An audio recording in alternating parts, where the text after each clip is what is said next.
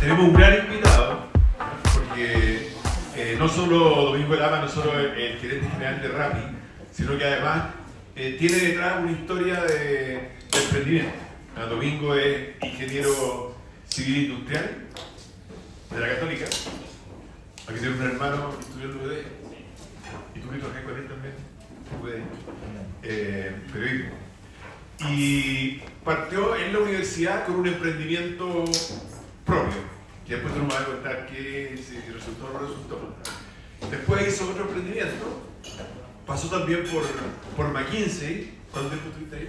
2 años. 2 años.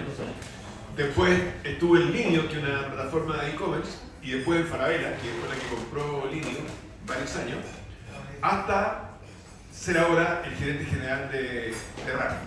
Son como muchas industrias, son como muchas cosas. Primero quiero agradecerte especialmente la venida, porque además está de cumpleaños, así que bueno, un aplauso. Muchas gracias. No todos vienen el día de su cumpleaños acá, así que felicitaciones y gracias por venir. Y la idea es que conversemos un rato y después vamos a abrir la conversación para que te puedan hacer preguntas los que quieran hacer preguntas. Quizás partamos, yo lo expliqué primero, este es como un club de alumnos que les interesa el tema del emprendimiento. Hay algunos que están aquí que están emprendiendo ya mientras estudian, tú también partiste de la universidad. Y hay otros que todavía no están emprendiendo, pero que les gustaría en el futuro a lo mejor emprender. Entonces, quizás partamos por que nos cuentes, antes de hablar de Rappi, que lleguemos después a Rappi, porque es un tema en sí mismo, el unicornio colombiano, que nos cuentes tu historia como emprendimiento así brevemente desde la universidad. Vale, bueno, primero agradecer la invitación, o sea, aunque sea el cumpleaños y todo, de verdad, para mí estas son las cosas que me llenan de energía y me hubiera encantado tener más de este tipo de instancias en la universidad, así que también agradecerles a todos por darse el tiempo de venir a escucharnos, ojalá preguntar, como porfa aprovechen la instancia y que sea lo más didáctica posible la parte de las preguntas. Y bueno, contándole ahí un poquito a todos, claro, efectivamente le contaba a Joaquín hace un rato que yo partí, nos juntamos éramos 6 amigos de la universidad, todos teníamos como el bichito del emprendimiento, queríamos hacer algo, creo que tiramos, no sé, nos pusimos a tirar 20 ideas distintas, como a seleccionar ideas más que problemas, primer aprendizaje, de qué queríamos hacer, y lo primero que se nos ocurrió fue lanzar una plataforma para comparar distintos servicios.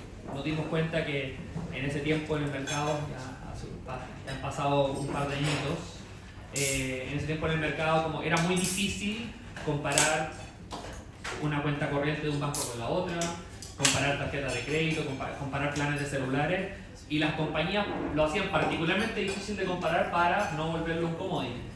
Entonces lo primero que hicimos fue una plataforma que permitía a los usuarios comparar efectivamente estos servicios, y partimos con los planes de celulares por elegir alguna beta. ¿Cómo se llama? Lookup. Es parecido, o sea, de hecho en ese tiempo nuestro competidor que veíamos era Compara Online, que ellos decidieron irse más por el mundo, terminaron siendo una corredora de seguros, se dieron cuenta que era más rentable esa vertical. Y creo que el primer gran aprendizaje que tuve, porque es que nos juntamos 6 personas que pensábamos exactamente igual, 6 ingenieros que de verdad nos complementábamos poco, o sea, teníamos cero complementariedad.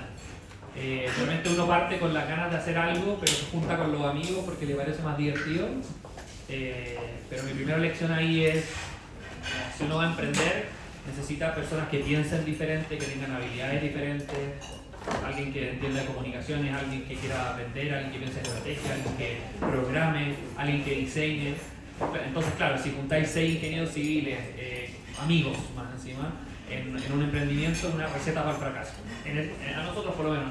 ¿Y ustedes decidieron después de cerrar? ¿Se acabó? Sí, no, o sea, nos dimos cuenta que la dinámica no funcionaba, todos queríamos hacer lo mismo, todos queríamos hablar de la estrategia, de los planes, y dijimos esto no está funcionando, como que no nos poníamos de acuerdo, era muy difícil ponerse de acuerdo además entre 6 personas, y dijimos no vamos a seguir, hay una persona de los 6 que decidió seguir, no, como estuvo como 1 o 2 años con eso, no llegó a buen puerto, pero sí siguió eso. Me acuerdo que hermana y así siguió con el tema un ratito.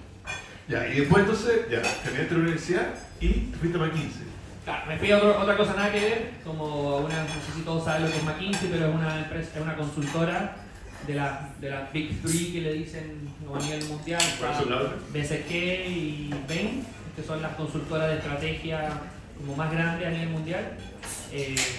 Ahí te toca ver proyectos de todo tipo, meterte en industrias como banca, farmacia, aerolínea, para ver problemas de organización, problemas de estrategia. Fue una tremenda escuela, te diría, para aprender a pensar, seguir aprendiendo a pensar, porque uno en la universidad aprende un montón de cosas, pero ya verse expuesto a estos grandes problemas de las empresas como primera oportunidad laboral, a uno le forma el cerebro. Y no solo eso, sino también desde muy chico, como hay consultoría estratégica, como verse vinculado con... Haberse vinculado con directorio, con gente que toma las decisiones y está viendo los grandes problemas de las empresas. Entonces, mucho aprendizaje en esos 2 primeros años. Incluso terminé, después te ofrecen un MBA, pero me di cuenta rápidamente que ese no era mi camino. Yo me quería casar con un MBA durante 2 años, aunque fuera financiado por McKinsey. Pues tenía que volver a McKinsey por una cantidad de... Era volver durante 3 años, era básicamente... Hubiera tenido planificado 5 años de mi vida, estoy bien libre en eso, como valoraba mucho mi libertad y quería volver a emprender, así que ahí hice un segundo emprendimiento, pero esta vez con una socia que se llama Time Points. Time Points, ¿qué es eso? A ver, pivoteamos bastante esta idea. Yo creo que los que han estudiado emprendimiento han hablado mucho de pivotear, que significa ir cambiando la idea, pero partió como una especie de waste de los servicios. A todos nos molestaba hacer fila, queríamos resolver el problema de las filas y queríamos ver en tiempo real qué tan lleno estaba una farmacia, qué tan lleno estaba un restaurante, para tomar la decisión de si ir o no ir. ¿Por qué no evitarte esa fila? Esto antes incluso que existiera los reviews de Google Maps. O sea, hoy día hay información de eso en Google Maps, pero eso no existía en ese tiempo. Pero llegar a tener escala para tener esa información de los clientes en tiempo real requería mucho capital, mucho esfuerzo, pero no tiene... Cuando era una startup que decía si yo quiero ir a comprar un remedio a la humana aquí o a la Cruz Verde, ¿cuánto nos consigue? Claro, esa está vacía y también permitíamos evaluar, acá te atiende mejor este restaurante, tiene mejor rating, como que en el fondo te permitía o te habilitaba a tener una mejor experiencia en distintas verticales del negocio. Y en el camino nos dimos cuenta de ella, para tener una masa crítica de usuarios que realmente quieran dejar reseñas, que nos den acceso a sus celulares para ver qué tanta gente hay en un lugar, nos íbamos a demorar mucho tiempo, pero en simultáneo habíamos construido una especie de backend para las empresas, para que las empresas pudieran medir calidad de servicio. No sé si han visto estos típicos totem con apps, o sea, como para medir, oye, evalúa la limpieza de esto del 1 al 5. En la COPEC, bueno, empezamos a prestar servicios de ese estilo con distintos tipos de encuestas, pero por detrás como que gatillara respuestas automáticas. Por ejemplo, si un ISAPRE quería, o sea, no sé, hacía una encuesta, le preguntaba, oye, ¿conoces que este servicio lo puedes hacer online? Automáticamente le llegara un correo a la persona diciéndole como, oye, esto o sea, si la persona respondía que no, decía, ¿sabías que puedes hacer todos estos trámites online? Como ponerle un poquito de inteligencia a las plataformas detrás de encuestas. Y eso lo empezamos a vender. De hecho, el primer cliente le comentaba ahí a Joaquín que fue la clínica Ristus UC, una persona... La de ¿Ah? Sí. Me acuerdo, nos recibió por primera vez una española con mucha apertura de mente y nos dijo, ¿saben qué? Yo me la puedo jugar por ustedes y les voy a dejar probar su solución acá en la clínica. Estuvimos con ella trabajando 4 o 5 meses, solo iterando con ella, mejorándola. Y después salimos a vender eso, como a otras empresas. Terminamos con una cartera de clientes de unas 30 empresas que nos pagaban el servicio de montar encuestas automáticas, generar encuestas por SMS, por tablet, por mailing, como era bien 360. Rentable la empresa, éramos 2 y logramos mantener una empresa rentable. Fuimos parte de Startup Chile, que es un programa, una política pública que realmente valoro muchísimo. Creo que nos dio capital para poder sobrevivir un ratito importante mientras probábamos. ¿Y después qué pasó? A ver, después, ¿qué pasó? Tuvimos 3 años, tema personal, se me enfermó mi vieja, nuestros ingresos eran así, iban y venían, algunas empresas nos pagaban a 120 días, otras no nos pagaban. Otra gran lección, el flujo de caja es muy importante. Y nada, como por dedicarme a eso personal, o sea, como dije, mejor necesito algo más de estabilidad y ahí entré a trabajar al niño con mi sueldo como estable, pero ¿Vendiste tu parte de esa empresa? y vendí mi parte a mi socia. Mi socia siguió, ella podía dedicarse todavía al 100%. Y hasta el día de hoy existe, no sigo creciendo porque el que se dedicaba a la venta era yo, ella programaba y no encontraba la solución para crecer más, pero también nos dimos cuenta los dos igual, que si bien era algo rentable y todo, no era una cosa muy escalable, como que terminamos siendo una suerte de consultores de calidad de servicio de muchas de estas empresas. Un negocio rentable bien, pero no escalable como nos imaginábamos como con miles de empresas. Ya, y entonces ahí entraste a Linio. ¿Qué es Linio? Sí, de rápido. Linio es un marketplace donde vendedores podían vender sus productos y los clientes encontraban esos productos. Como Mercado Libre. Es lo mismo que Mercado Libre, era nuestra competencia, claramente Mercado Libre lo hizo mejor. Y después, claro, ahí me metí al equipo comercial, aprendí a cómo manejar un sistema de vendedores, a poner los incentivos para que publicaran sus productos, para que los precios fueran buenos, para que los tiempos de entrega fueran lo mejor posible. Mucho aprendizaje de logística y e-commerce, de los factores que afectan la venta online, la conversión. También harto, yo te diría que si hay algo como que es transversal a toda mi carrera de emprendimiento corporativo, es justamente que siempre he ido aprendiendo, la curiosidad por seguir aprendiendo. Y también como emprendiendo desde dentro también de las empresas. Una cosa es, claro, tener tu propia startup, pero también hay oportunidades en las empresas de atreverse a hacer cosas diferentes. Y cuando tú estabas en Linio, Falabella compró. Falabella del 2016, 2018, compra Linio por $126 millones. Y Linio la había creado, ¿es de Argentina? Linio lo fundó un grupo que se llama Rocket Internet, que se dedicaba básicamente a tratar de instalar modelos de negocio que funcionaban como Amazon en Estados Unidos, pero en países como en vías de desarrollo, entonces en Latinoamérica, en Asia, África. Entonces le metían mucha fuerza, muchas lucas para crecer muy aceleradamente. En ese tiempo vendíamos PlayStations muy baratos, si alguien lo llegó a comprar. Uno quemaba capital muy rápidamente en esa empresa y después llegaba la etapa de uy, hay que ser rentable. Y Falabella integró Linio entonces de su... Falabella se quiso... Falabella pasó a ser Linio. Falabella se dio cuenta de lo siguiente. Ellos tenían un e-commerce, que era el canal a través de donde vendían sus propios productos, pero se dieron cuenta que en el mundo los marketplaces estaban ganando mucha participación y cobrando mucho más fuerza. Por la sencilla razón que son modelos más livianos en capital de trabajo, no requieren comprar stock, sino que integran en una sola plataforma el stock de miles de vendedores, y por eso empresas como Mercado Libre empezaron a sacar mucha participación de mercado, empresas como Falabella, y ellos tomaron la decisión estratégica de ya no podemos ser solamente un e-commerce, sino tenemos que ser un marketplace que venda lo de Falabella, que venda lo de Sodimac, que venda lo de Totus, pero además lo de miles de vendedores. Y esa es la parte donde compra el niño y nos dicen, necesitamos gente que entienda el marketplace, que nos ayude a integrar estos dos modelos. Hubo mucho ruido interno porque se pueden imaginar lo disruptivo que puede ser eso con una empresa como Falabella.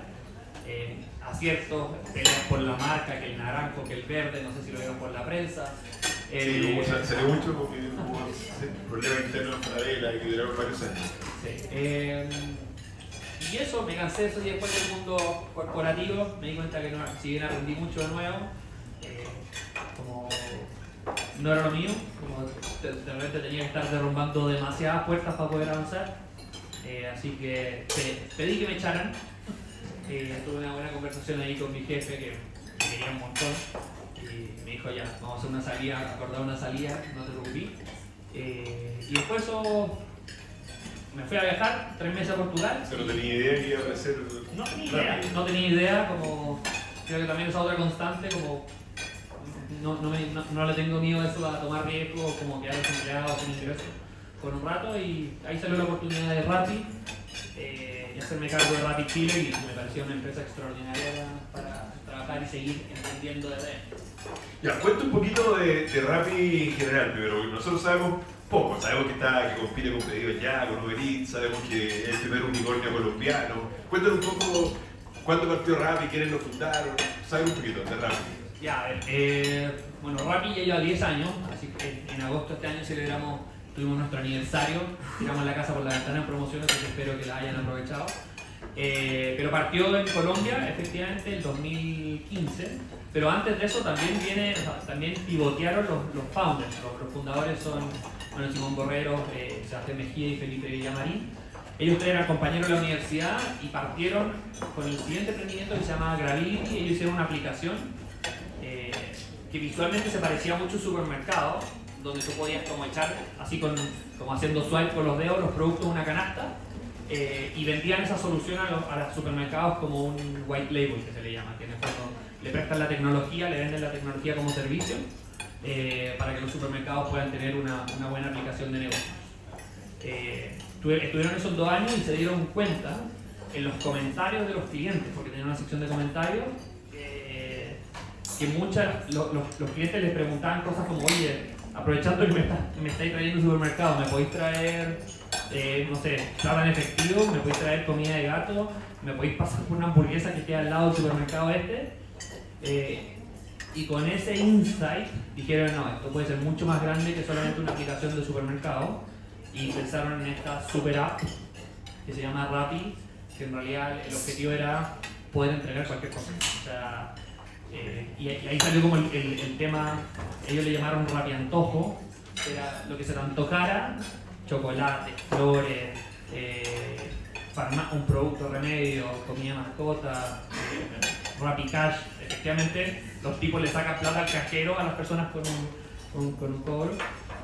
Ahí fundaron esta super app, que algunos saben, o sea, el único lugar del mundo donde estaba funcionando este concepto super app era en China, donde hay un gobierno centralizado que obliga a todo el mundo a usar la misma aplicación, pero estos tipos se atrevieron en mercados no controlados a tener este lugar, o sea, esta aplicación que básicamente ofrece viajes, farmacias, no sé, súper, un montón de cosas.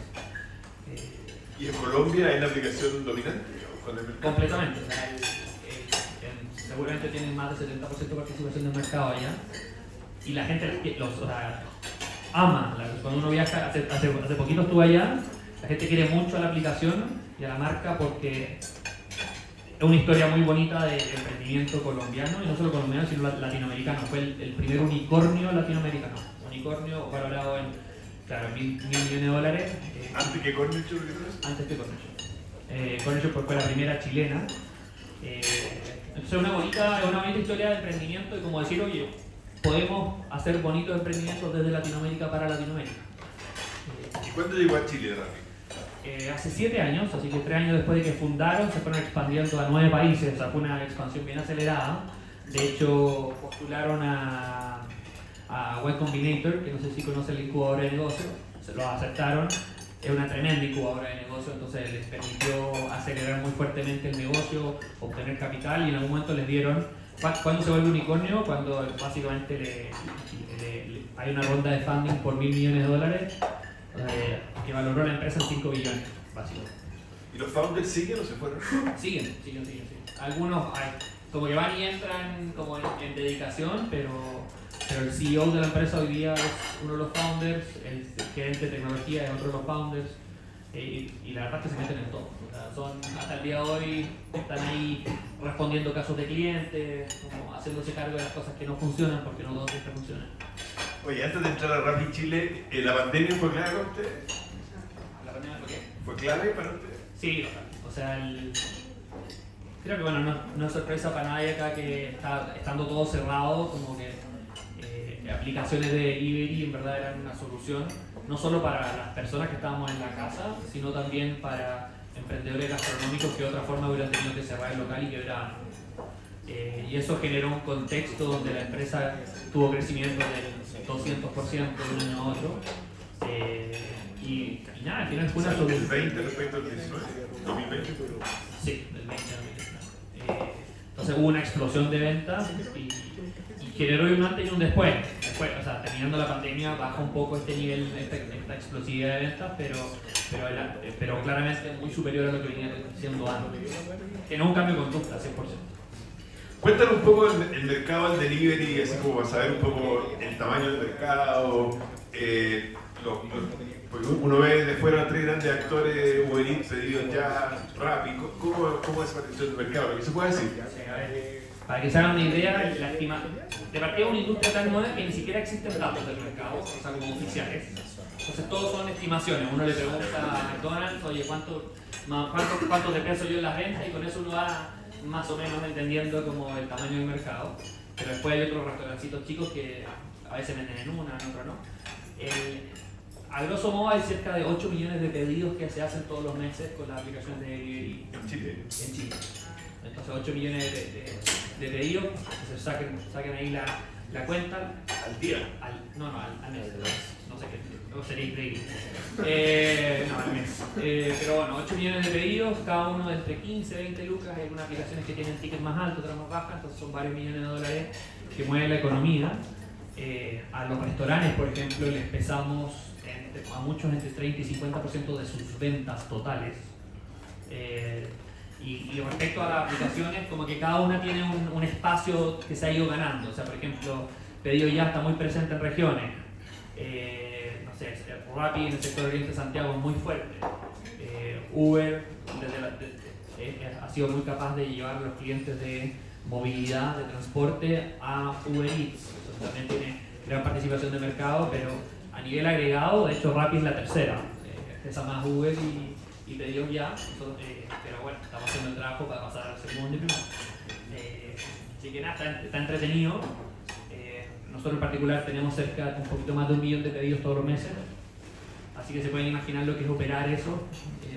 Si hay o sea, imagínense la complejidad que tiene ir a buscar un pedido, que el pedido está a tiempo, que el restaurante lo prepare bien, que no se equivoque y no lo intercambie entre una bolsa y la otra, que después lo metan bien como a la mochila al repartidor, que no se pierda, que la dirección no esté equivocada y todo eso le llegue la comida a tiempo y caliente a la persona a la casa. Y eso por 1 millón de veces, ¿no? Las posibilidades de que hay cosas que fallen gigantes. ¿Y la clave es la tecnología que hay detrás? Total, o sea, sin tecnología no hay forma de operar esto. Y tecnología de todo punto de vista, o sea, hay una aplicación de repartidores que nos permite en el fondo manejar 7.000 repartidores que están haciendo estos pedidos, como un sistema de incentivos que permite... ¿Ustedes tienen 7.000 repartidores? Sí.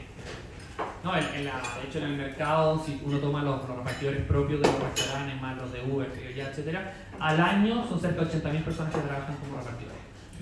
¿Cuántos de los 7.000 son extranjeros, para saber eso? 44%.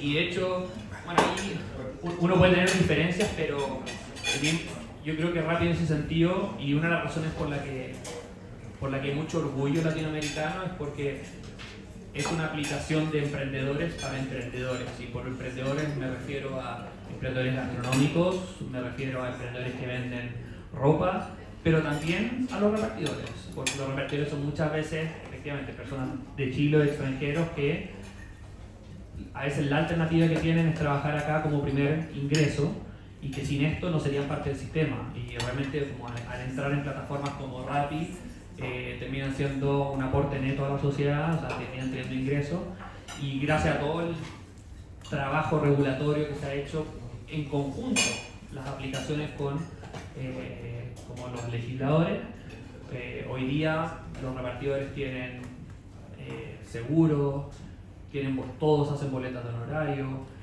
tienen su RUT, o sea, son personas que formalmente están ingresadas a Chile, no permitimos trabajo que no sea así. Porque técnicamente no son empleados de Rappi. Claro, no. De hecho, ahí esta parte de la innovación del modelo. Cuando tú ves, o sea, si lo que más repartimos son comida, la curva, claro, se aumenta mucho el almuerzo, después baja, después sube mucho de nuevo a la comida. Si tú fueras empleado, los tuviéramos como empleados todo el día, durante, no sé, de las 12 horas que pueda tener el día, 8 estarían haciendo muy poco o nada. Entonces el modelo se vuelve inviable.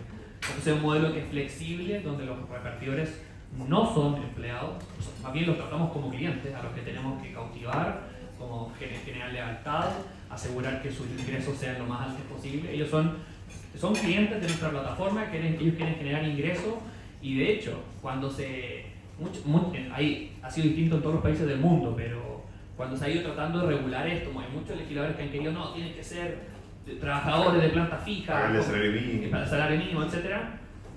Cuando se ha tenido la conversación y ellos entienden que los mismos repartidores no quieren trabajar así, quieren tener la libertad para conectarse, desconectarse.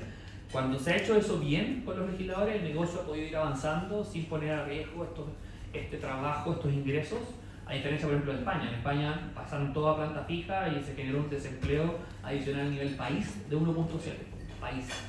He visto que los taxis, a veces son taxis, a veces ocupan Uber o Cabify, el que salga primero, el Didi, lo que sea. Ya. Hay repartidores que también trabajan para ustedes, para pedidos ya, o para Uber Eats, así.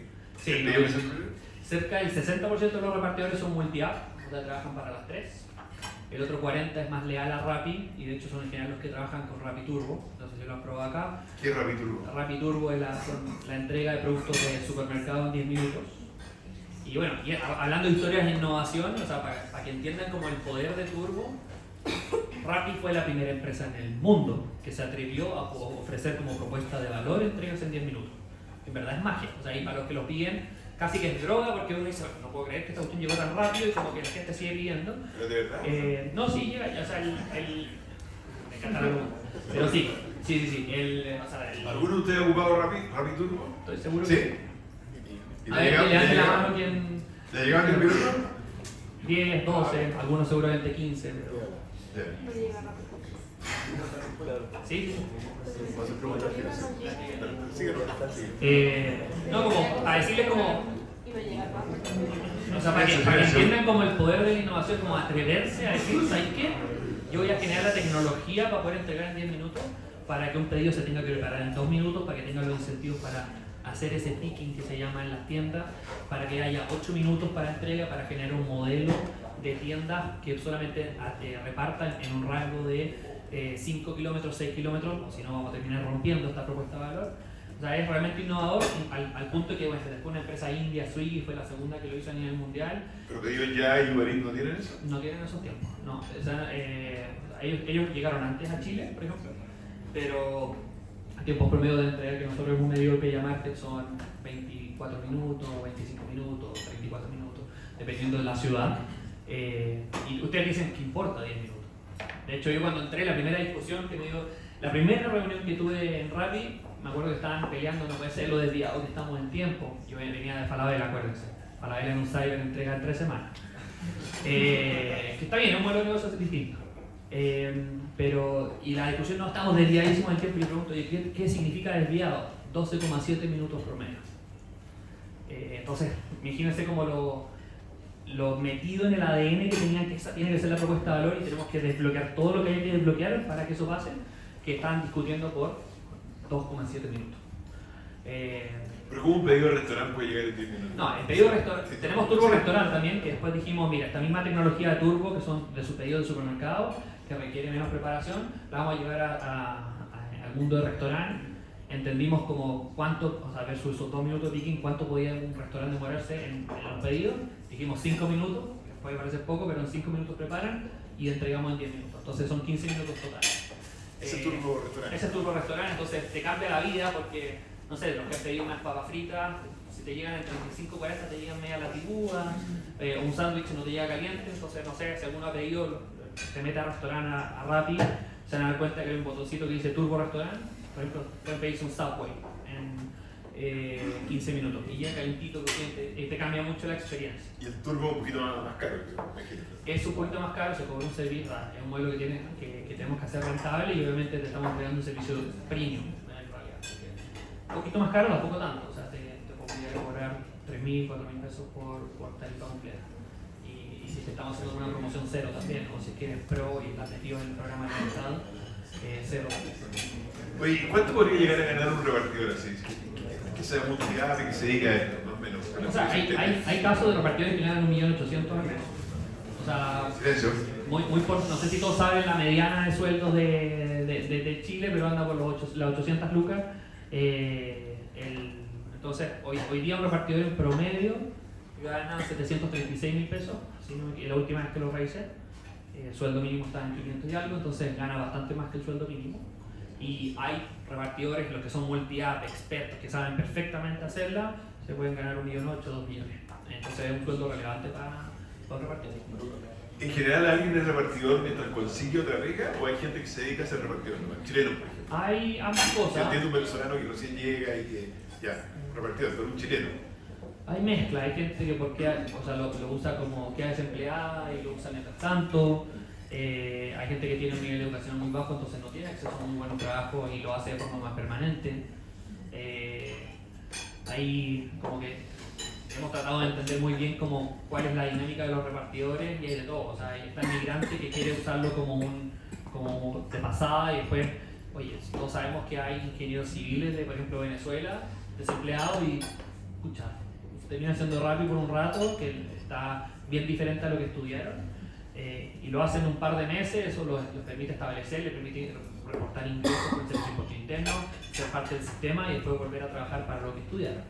Pero después tenemos, no sé, chilenos como, oye, que no tienen cuarto medio, por ejemplo, y quieren trabajar ahí. O, por ejemplo, estamos trabajando con algunas personas de Teletón, que tendrán una persona de Teletón repartiendo. Bueno, sí, porque hay varios tipos de problemas que algunos permiten efectivamente que sean repartidores. O personas que, oye, tercera A, que quieren seguir generando ingresos y ustedes... ¿Se reparte en moto o no? Bicicleta, moto, aún. En las 3 modalidades, dependiendo del tamaño del pedido y la distancia del pedido. Entonces, las bicicletas son distancias un poquito más cortas, salvo sean bicicletas eléctricas o con algún motor. Las motos son distancias un poquito más grandes y los autos en general para pedidos de supermercados donde no caben en la moto. ¿Y hay gente que reparte así caminando? También caminando. Comentaba, hay algunos que te dicen quién va a repartir caminando o quién no va a ir a un restaurante que está a 500 metros. Pero ahí es donde fuimos encontrando otras ocasiones de consumo, por ejemplo, una persona que está discapacitada en la casa, que la movilidad es compleja. Uno le soluciona la vía de poder hacer un pedido que está a 500 metros de un restaurante y le abres un mundo de posibilidades que quizás se veía más reducido sin servicios como este. Entonces, incluso ese pedido que es de 300 metros, 500 metros, que tú decís, ¿qué sentido haría repartirlo en un auto? Realmente ninguno, o en una moto, puede ser, pero ese tipo de pedido incluso puede ser caminando con una flota de repartidores a pie. Y eso, bueno, creo que viene de cuestionar paradigmas. De hecho, mucha gente dentro de la empresa dijo, ¿cómo vamos a tener repartidores a pie? Probemos. ¿Qué pasa? Y hubo, y uno, y al final, bueno, creo que lo más importante de Rappi es que hay que balancear 3 cosas. Cliente final, el vendedor, el aliado comercial y el repartidor. Entonces siempre miramos las 3 cosas. Entonces tú decís, ya, ¿a alguien le va a interesar repartir a pie? Claro que sí, pues la persona que no tiene ni siquiera capital para dar una moto, o la que le acaban de robar bicicleta y se cansó y quiere seguir trabajando. ¿Hay clientes disponibles? Claro. Está ese caso, el muy flojo que no quiere ni siquiera moverse 500 metros, 300 metros, o el que no tiene tiempo, está en una reunión, o el discapacitado, que tiene una discapacidad. Hay que hablar así, nos hicieron un taller de inclusión el otro día, así que tengo que mejorar ahí mi lenguaje. Pero nada, ahí es donde uno va rompiendo paradigmas diciendo probemos y veamos qué pasa. Hay repartidores que lo quieran, clientes que lo quieran o no, y comunicarlo lo mejor posible para que la gente lo conozca. Ya. Oye, vamos a ver la pregunta entonces. ¿Tú, Ernesto, te voy a preguntar? Sí. ¿Qué otras oportunidades de negocio como gerente general o como empresa ven y en qué otros nuevos mercados piensan agrandarse y extenderse? Bueno, o sea, la primera oportunidad de negocio te diría que es como continuar escalando lo que hacemos. O sea, porque hay mercados, cuando uno ve los niveles de penetración hicimos un cruce del censo versus los datos del censo que están disponibles en algún lugar con nuestras zonas operacionales y nos damos cuenta que hay zonas operacionales o comunas donde tenemos un 2-3% de penetración y en otras 26%. Por ejemplo, acá en Las Condes tenemos 23-26% de las personas del censo han ocupado Rappi el último año. Entonces, lo primero es pensar en esas zonas que tenemos 2-3%, oye, dar a conocer el servicio, que lo prueben, y en todas las, o sea, ya sea con un pedido de comida, un pedido de supermercado, etc. La segunda oportunidad viene de los que ya son clientes nuestros, pensar en qué verticales de negocio no han probado dentro de Rappi, porque no todo el mundo sabe, por ejemplo, que vendemos remedios con receta. Tú puedes subir tu receta, el químico farmacéutico de la farmacia lo ve y lo revisa y te manda el medicamento. Entonces, oye, veamos de los 600.000 clientes que no han comprado en farmacia, ¿cómo les damos a conocer este servicio? Entonces hay un tema de que eso aumenta la frecuencia, aumenta la comprensión de que Rappi es una super app. Esos son los primeros más grandes. Ahora, otros modelos de negocio, otras cositas como diferentes, el modelo turbo restaurante del que recién hablaba, está recién empezando, o sea, partió el año pasado, está creciendo contra el año pasado 260% año contra año. Nos queda un montón de marcas por sumar con ese servicio, no está disponible en todos lados, entonces hay una oportunidad importante de expansión geográfica también. Recién lo llevamos a Concepción, recién lo llevamos a Viña del Mar, Antofagasta, pero hay muchos lugares de Santiago que todavía no están. Después, expansión geográfica en general. Nosotros estamos presentes en 23 ciudades, pedidos ya en 53. Chile, aquí. En Chile. Hay un montón de ciudades de 250.000 habitantes que pueden ser como lugares lo suficientemente atractivos para abrir. Como modelo de negocio también hay, dado que nosotros trabajamos con muchos restaurantes, con muchas marcas, hay todo un negocio B2B también, que es como prestarle servicios de publicidad a las empresas, porque al final del día nos visitan 4 millones de personas todos los meses a la plataforma. Nuestra app la ve mucho más que lo que ve alguien en un letrero gigante en la calle, no sé, subiendo por Santa Teresa, por Barnechea, se ve mucho más. Entonces eso es una oportunidad de vender advertising, que es una forma también de hacer más rentable la plataforma. Otra oportunidad, tenemos 7.000 repartidores en nuestra red, ¿por qué no le prestamos como servicio a otras empresas que además quieran usar esos repartidores? Otro negocio B2B. Tenemos un negocio de viajes, Rappi vende viajes, hoteles, etcétera. Hoy día muy chiquitito, pero hay oportunidades de crecerlo. Negocio financiero, en el caso de Chile nos salimos de ahí, teníamos RappiPay, pero en Colombia, México es gigante. RappiPay. RappiPay es una billetera virtual que permite en el fondo cargar tus tarjetas o funcionar como plataforma de pago. Hay negocio de financiamiento, si trabajamos con tantas personas, con repartidores que no tienen una moto, oye, te ayudo a acceder al crédito de una moto porque conozco, sé que tú así tú pegas bien en bicicleta, sé que eres una persona responsable, entonces yo puedo hacer, a diferencia de un banco, puedo evaluar el riesgo y puedo entender que tu riesgo no es tan grande como un banco pensaría y yo te voy a prestar plata para comprarte una moto o para comprarte un auto, porque nos faltan como repartidores de ese estilo. También prestarle plata a los restaurantes, el negocio gastronómico es bien complejo, o sea, como el flujo de caja, no sé si algunos conocen ese rubro, pero, o sea, basta que un restaurante de moda o sea, como que estalle en ventas para que un restaurante que lleva 5 años le baje las ventas, tenga meses complicados y a veces no puede pagar la cuenta. Entonces también uno puede ayudarlos como a sobrevivir esos periodos con préstamos también a tasas razonables, porque de nuevo, los conocemos muy bien, a diferencia de un banco que no le va a prestar plata a nadie porque no tiene idea quién es el restaurante, cuántos ingresos tiene, qué capacidad tiene de vender con delivery. O sea, hay mucho por crecer. Todo. Hoy día, por ejemplo, en los negocios turbo que vendíamos, no sé, papas fritas, bebidas, fruta, verdura, no sé, ahora dijimos, oye, en Navidad vamos a tener una lista de 100 regalos como fáciles para tener 10 minutos para el que se le olvidó el regalo a la suegra. Entonces, la verdad es que las oportunidades son infinitas. No, honestamente, como nuestro problema en Rappi es mantener el foco y decidir qué queremos hacer y qué no queremos hacer. ¿Qué más quiere preguntar? ¿Tú? Después tú. Que al final, quiero preguntar como cuáles son los principales desafíos que tiene un emprendimiento en su primera etapa, así como cuando está recién formándose. ¿Ya? Y en caso de, bueno, un unicornio, pero como cuando llega al punto de inflexión, ¿cómo se transforman esos desafíos? ¿Cuáles serían los nuevos y como cuáles son los retos que tiene una empresa para adaptarse? Todo eso. O sea, desafíos en cada etapa son bien diferentes, pero cuando uno está recién empezando hay un desafío importante de validación, que el problema que esté resolviendo realmente sea un problema y que la gente esté dispuesto a pagar realmente. Y eso también creo que los grandes aprendizajes que tengo es, si vas a emprender, sal a vender temprano. no por ganar plata, sino por validar tu idea. Si alguien no está dispuesto a pagar por lo que estás ofreciendo, aunque no lo tengáis listo, podéis decir, podéis tener una maqueta y decir que lo tenéis listo. Creo que el primer desafío es realmente la validación. Porque lo tradicional es que uno espere como que el producto esté como muy bueno, muy perfecto y Claro. venderlo. Oye, dentro de Rappi les sorprendería, nosotros a veces hacemos landing page sin el servicio por detrás porque queremos testear algo. O sea, mantener ese espíritu de testeo. Entonces hay un tema de desafío y claro, no embolinarse en realmente como hacer una cuestión perfecta, como el que hace código a veces dice, no, esta cuestión no está perfecta, no, hay que lanza rápido y aprende rápido. O si no, uno dedica una cantidad de energía, tiempo en cosas que son ridículas y que no las valora nadie. Y si te va mal eso, inventa otra cosa. Exacto, o sea, cambia la idea, cambia el problema, oye, te vas a dar cuenta de un problemita de que es distinto, estás resolviendo un problema A y el problema era B. Yo creo que hay mucho desafío por ese lado.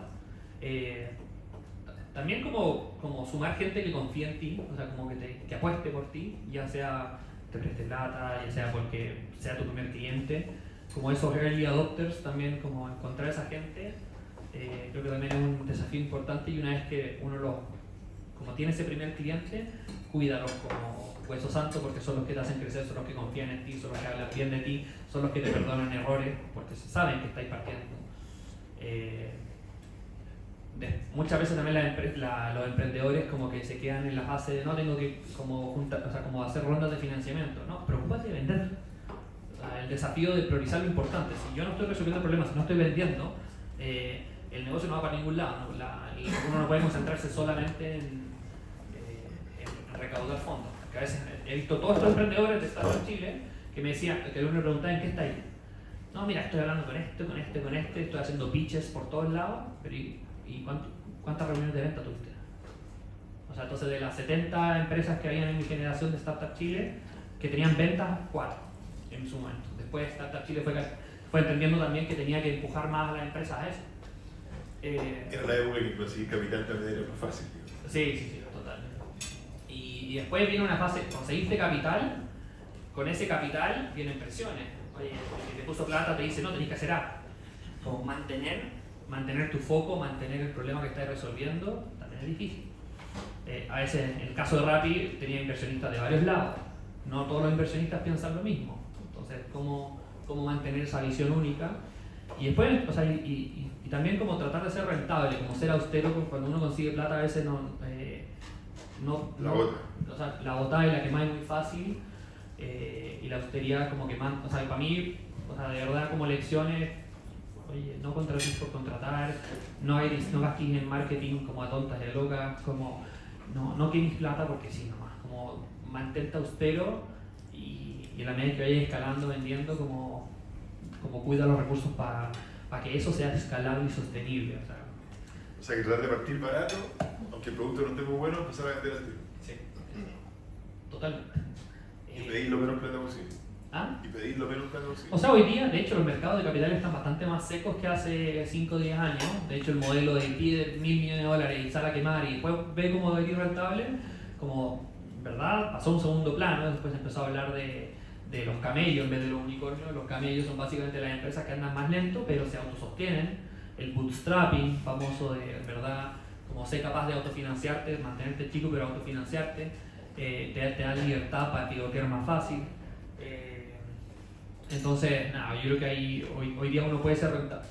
O sea, hoy día más encima con todo lo de las herramientas de inteligencia artificial y automatización, uno te metís en Lovable un segundo y podéis montar un MVP en Lovable, no sé si la conocen, que es una empresa donde uno le hace un prompt de qué es lo que quiere y te arma una app en un día. ¿Cómo se escribe?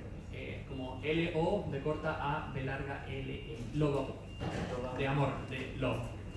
Entonces hoy día habiendo tantas oportunidades para probar barato y escalar con poca plata, que en realidad hoy día el negocio probablemente vamos a ver cada día más los solopreneurs, o sea, personas que emprenden solas, porque hay muchas herramientas para hacer las cosas con un equipo muy reducido. Y nada, o sea, como no quemar plata tonta de locas porque hay herramientas baratas para donde ya no necesitas un equipo de desarrollo de varios millones de dólares para tener una idea funcional en menos de una semana. ¿Tú querías preguntar? Sí. ¿Cuál es tu nombre, perdón? Domingo. Domingo. Oye, Domingo, tú estás en Rappi y estás en Rappi Chile, ¿cierto? Sí. Entonces te darás cuenta de que compites con Uber, con Didi, con todas las alternativas, ¿cierto?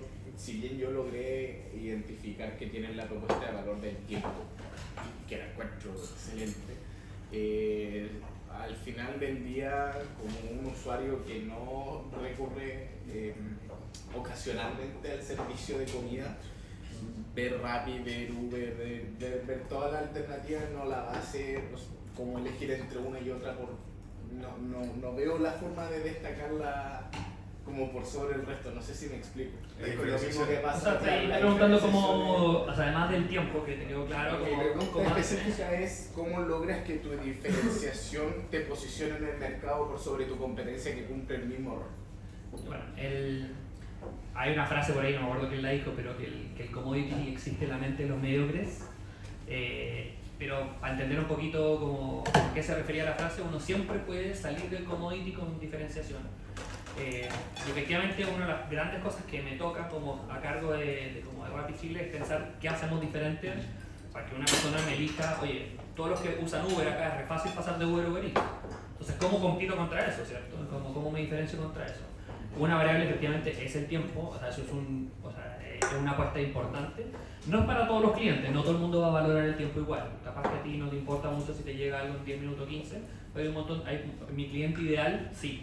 Entonces y eso en el tiempo se valora y como que me permite como una diferenciación que me elijan a mí y no solo eso, que retener al cliente.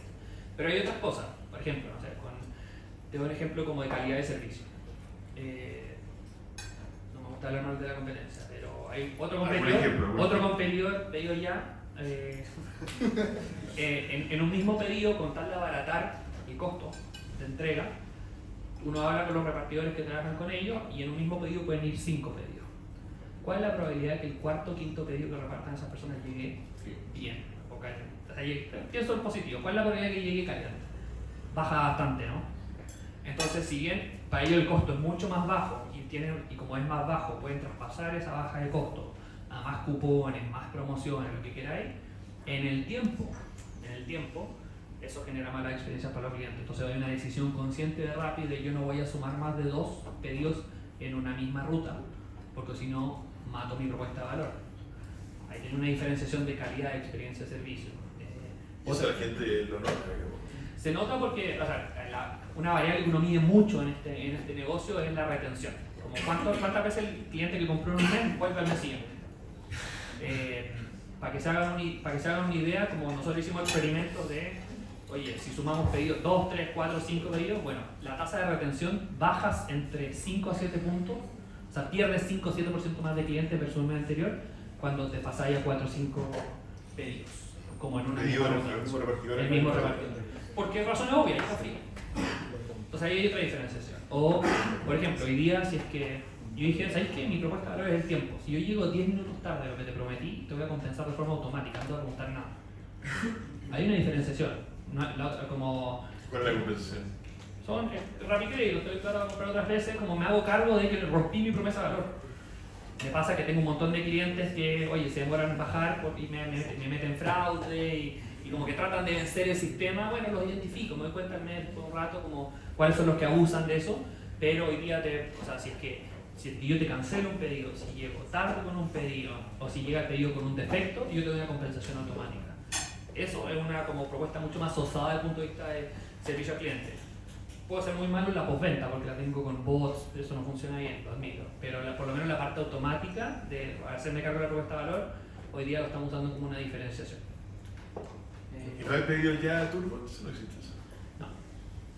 Pellamar que trata ahí de igualarnos, pero no podía. Y bueno, y hay otras empresas chilenas, también está Speed, de Cencosud, que no sé si lo han visto por todos lados, Speed, S-P-I-D, que está tratando también de hacerlo, no lo digo mal, pero son muy buenos con la tienda, la propuesta de valor, los productos, pero la parte de app, entregas rápidas, todavía no lo tienen tan resuelto. Sí, son de Cencosud. Cencosud, sí. Nosotros, más como ligado a tu trabajo de entrenamiento más tempranas, ¿cómo ha sido tu proceso de incorporar gente, buscar socios, o cómo sabes si en cierta etapa de negocio te sientes mejor estando solo o con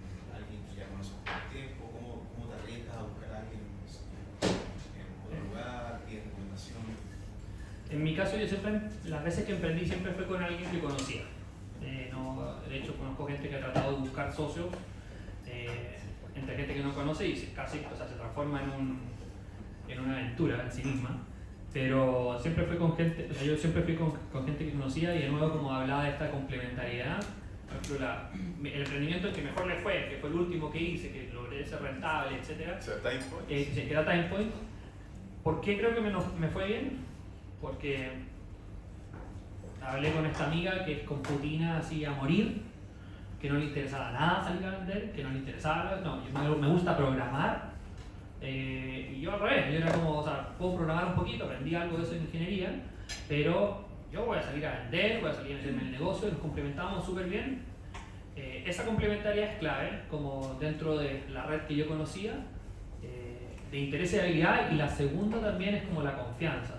Esta persona en particular la conocía desde 15 años atrás, que en verdad emprender o sea, ser socio es poroleo, un matrimonio, te van a pasar problemas, o sea, vas a tener problemas. Entonces, si no tienes la confianza suficiente para tomar buenas decisiones o para pelear las cosas, así como discutir las cosas abiertamente, también es algo que una bomba a tiempo. Entonces, también creo que lo otro importante a la hora de buscar es como una persona que te dé confianza, que tenga ganas de trabajar, de verle la cara todos los días. Todos los días. O sea, no es menor. Como a veces si es necesario estar cerrado 2 meses para sacar algo adelante. ¿Cachai? Entonces, querer trabajar, confiar en la persona, complementariedad de habilidades. Esas son las cosas que fui buscando como a la hora de buscar como socios, partners. Y también no tener miedo a hacer lo contrario. Si te das cuenta que alguna de esas cosas no está funcionando, chao. Y hacerlo más rápido que tarde, porque no va a funcionar. Y eso puede ser, oye, te compro tu parte, nos separamos, yo me hago cargo de esto, hay 1000 soluciones. No, y el otro error que tú dijiste, a ver, tenía un socio igual que tú, los 7 de ingenieros civiles. Sí, no, 6 ingenieros civiles todos pensando en estrategia, no. Gracias. Domingo, te quería hacer una consulta. Bueno, a mí me llama la atención de que, por ejemplo, apps como Airbnb o Uber, de allá, todas tienen un modelo como de suscripción, que muchas veces te ofrecen como, no sé, por 7 lucas, no estoy tan seguro, te ofrecen como envío gratis. Entonces como que uno como cliente dice, esto se paga solo porque hago 3 pedidos al mes y ya empiezo como a ahorrar plata.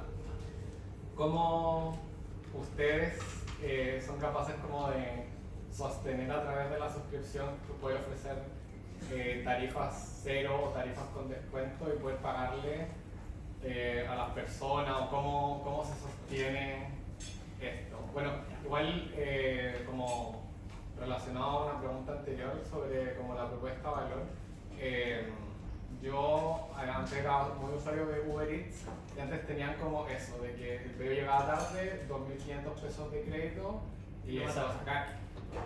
Ya el pedido hay veces que me ha llegado 2 horas tarde y no pasa nada. Y creo que también está relacionado, quizás del lado de Uber, a que efectivamente hay pedidos que se tardan N. O sea, si tú estás con la suscripción que no pagaste nada por el envío, o sea, esperas sentado porque efectivamente 5 pedidos y tarda, llega frío.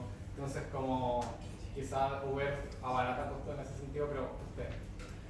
A ver, tu pregunta de fondo es como la rentabilidad, sostenibilidad del negocio con ese tipo de, con el modelo de suscripción. El modelo de suscripción básicamente existe para generar lealtad. El objetivo principal es aumentar o sea, como que no se te vaya la competencia y que aumente la frecuencia de compra. Son esos 2 cosas. Acá la clave como de negocios o monetaria del tema es evaluar el lifetime value del cliente. Seguramente lo han escuchado un montón de veces decir, pero muy pocas empresas realmente lo calculan. El lifetime value del cliente simplemente es el valor que tiene el cliente en el tiempo por la cantidad de pedidos que hace. En la medida que yo lo paso a un programa de suscripción, parte algunos datos. En promedio, un cliente en Rappi compra 2.5 veces al mes. Un cliente que compra por turbo pide 4 veces al mes. Un cliente que es turbo y es pro pide 11. Entonces, yo soy capaz de decirle, mira, me ahorro, o sea, te doy los envíos gratis, obviamente pierdo plata ahí, pero con el aumento de volumen y con la variable estratégica de no perder frente a la competencia, lo compenso. ¿Por qué? Porque estoy analizando ese, ¿cómo se llama? Ese lifetime value del cliente. Y lo que, o sea, porque si tú no tienes este programa, ¿qué es lo que te pasa? El cliente va a ser multi-app, se te va a ir al otro lado, y para volver a recuperarlo, vas a tener que volver a gastar en una promoción, que te va a salir más caro probablemente que darle envío gratis. Y lo otro que es bien importante en este modelo de negocio es la densidad. Cualquier modelo de negocio logístico, la densidad logística, que es como cuántos pedidos tenéis en un mismo kilómetro cuadrado, es clave. Porque te permite no tener tanto tiempo ocioso de una flota, te permite como al repartidor lo que le importa no es cuánto le pagan por pedido, es cuánto gana por hora. El tipo que dice al final del día de la casa con 50 lucas.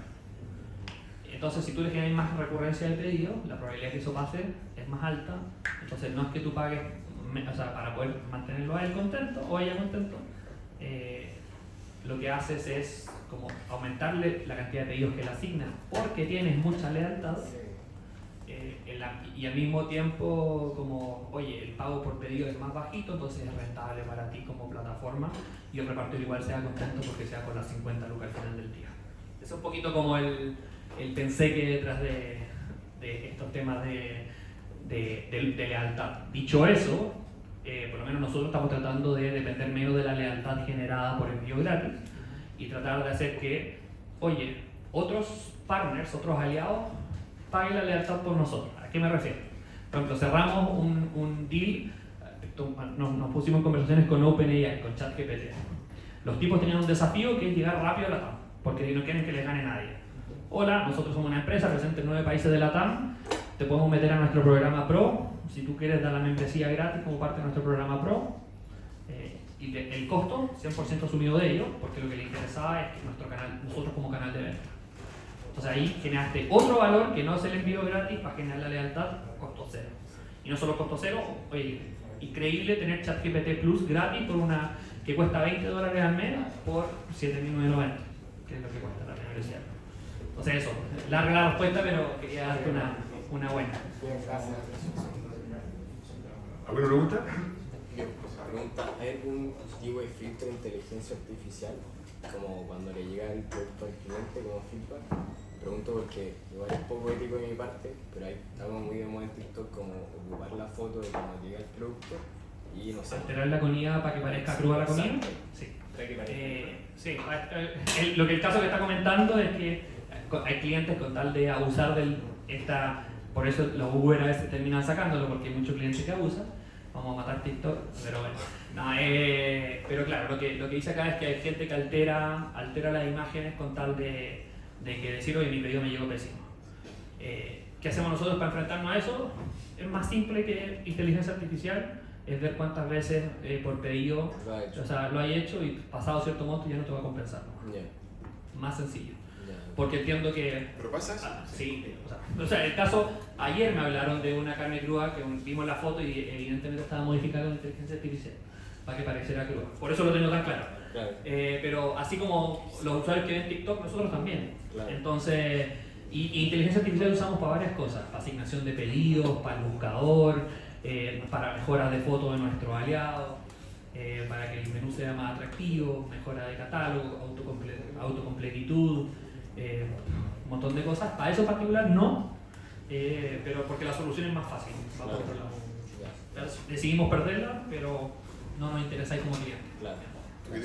Sí, hola, David, ¿cómo estás? En base a tu experiencia en emprendiendo, ¿tú al inicio encuentras que cómo es más rentable financiarte? ¿Un autofinanciamiento o con financiamiento externo? ¿Es bueno endeudarte temprano para poder sacar adelante un MVP o salir a vender ya el producto? Es que, o sea, particularmente hoy día, porque yo empecé hace mucho rato como habían cambiado bastante las condiciones, pero hoy día, habiendo las herramientas que hay, tu MVP lo podéis crear con muy poco. Entonces, endeudarte o pasarle participación a alguien por poner capital me parece en general una muy mala idea, salvo sea un muy buen socio estratégico. O sea, por ejemplo, si vais a entrar a Y Combinator, entra, tenéis la tremenda plataforma que te va a ayudar a escalar, te va a ayudar a hacer. Dale, ahí como desde el punto de vista de rentabilidad le estás cediendo una participación, pero ustedes están dando mucho el negocio. Ahora, ponerle plata a alguien que los entrepreneurs, esos que siempre sueñan como ser emprendedores, pero dicen, te pongo plata nomás, pero yo no hago nada, tú emprendí. ¿Te pasa harto? Para mí eso es como lo menos deseable posible. Entonces, en la medida que podáis, como bootstrapear o depender de tus propios recursos, como capaz que endeudarte un poquito tú pensando si es que quería apostar. O pedirle plata o pedirle, familiar. bueno, tenéis el Friends, Fools and Family, como conocido, pedirle plata a gente que apuesta por ti, a gente que capaz que no es muy inteligente financieramente y dice, o no es capaz de evaluar el riesgo, dale, pero evítate esta gente como los parásitos del ecosistema emprendedor, que le llamo yo, que básicamente quieren ser emprendedores a costa de otros, con cero riesgo y poniendo muy poca plata y quedándose con una participación de la empresa. Eso, olvídate. Pero de verdad, como hoy día probar ideas tan baratas que evita la duda. Ah, sí. Tal cual. Hoy estamos llegando al tiempo. ¿Alguna pregunta adicional? ¿2 minutos? Ya, que levantó la mano ya. Eso, la última. Ahora, te quiero preguntar si están haciendo algo como para ver, más que nada, como reducir como el impacto ambiental que tengan o algo así, o solo planean dejarlo más para cada repartido. A ver, en temas medioambientales, como la mayor huella de Rappi son dos. Uno son los temas de empaque y después tenéis huellas de carbono de tipo 1, 2 y 3, que son efectivamente las motos.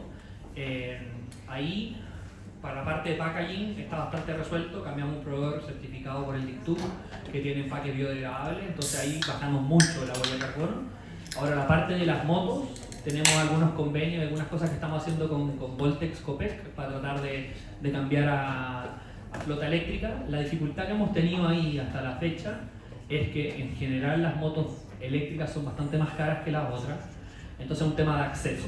Entonces estamos tratando de triangular a la parte financiera, a los que venden la moto eléctrica, como usando el volumen que tiene Rappi para presionar un poquito a la baja y como con eso hacer una buena alianza para cambiar para cambiar a flota más eléctrica que tenga menos emisiones locales y una menor emisión por viaje.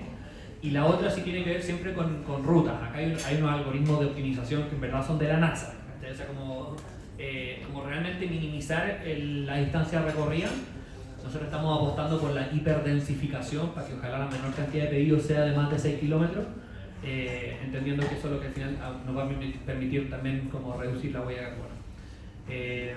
Se me puede estar olvidando algo, pero como esos son los planos. Y después va a venir el delivery con drones, más adelante. Bueno, eventualmente cuando la DGAC lo permita, empezar a entregar con drones como se hace en Asia, ¿por qué no? Oye, bueno, tenemos compromiso contigo y además con todos los demás porque acuérdate de clase. ¿Qué pasó?